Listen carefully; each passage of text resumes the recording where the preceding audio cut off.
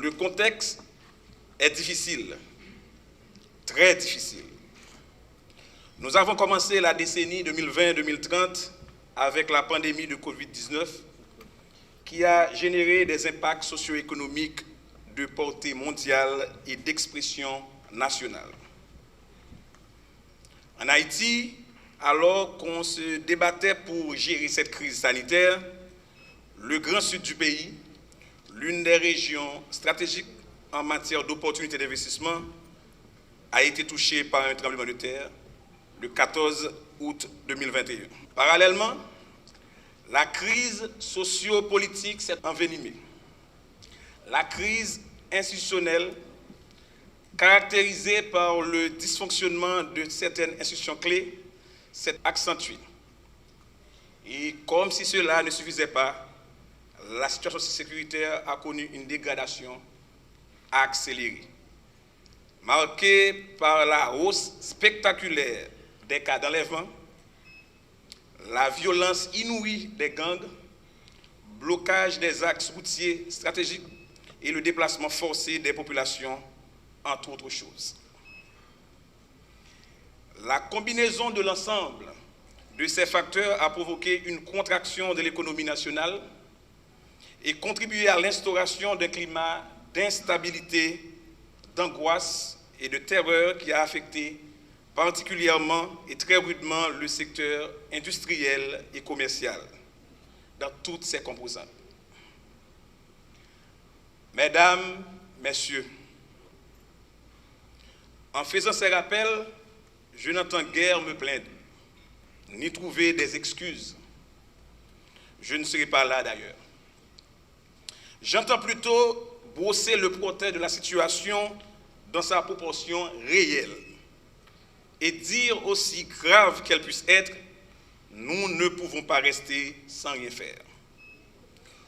Plus que cela, nous, les forces lumineuses de la nation, nous devons agir ensemble pour sortir le pays des ornières de la violence et de l'instabilité de façon à l'engager sur la voie du développement.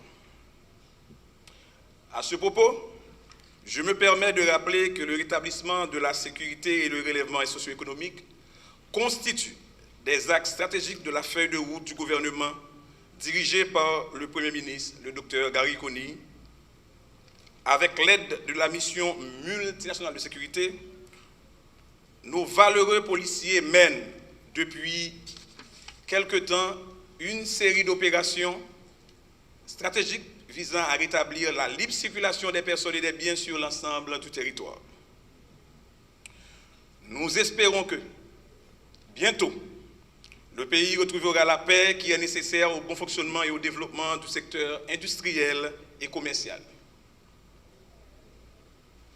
Mesdames, Messieurs, l'avenir d'Haïti n'est pas dans l'instabilité et la violence, mais plutôt dans l'investissement pour créer des emplois décents, booster la croissance économique, organiser un meilleur partage de richesses et garantir la qualité de vie des citoyens ainsi que le bien-être collectif.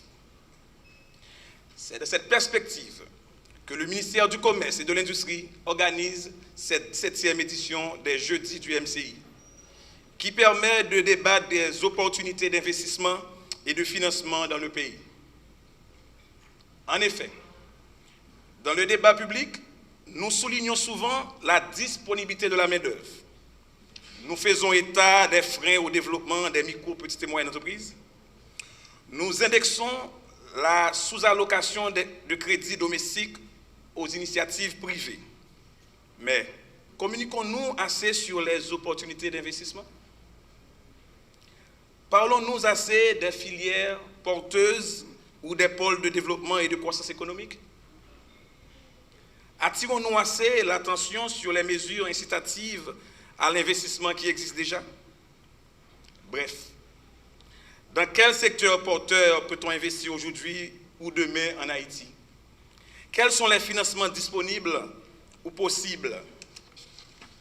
Ce sont ces questions que le ministère entend agiter en mettant ce cadre de discussion à la disposition des différents groupes d'acteurs et secteurs concernés, les entrepreneurs, les investisseurs, les porteurs de projets, les universitaires, les acteurs du monde financier local, sans oublier ceux qui font marcher les multiples dispositifs incitatifs et de support à l'investissement. Pour l'année fiscale 2022-2023, nous avions accompagné 21 projets d'investissement pour l'obtention des avantages incitatifs avec un taux de réussite de 83%. Donc 18 entreprises ont pu obtenir les avantages incitatifs.